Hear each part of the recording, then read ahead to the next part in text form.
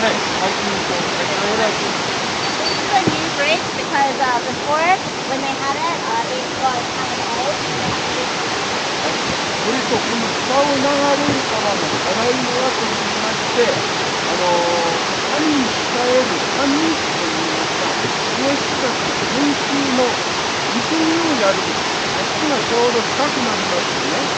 This is for Portugal, but people actually go inside and they do their spiritual practice inside the river. はい。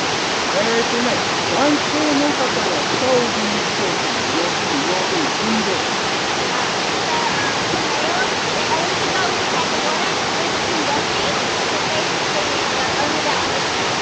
はい。女性の方はね、もう、肌着です。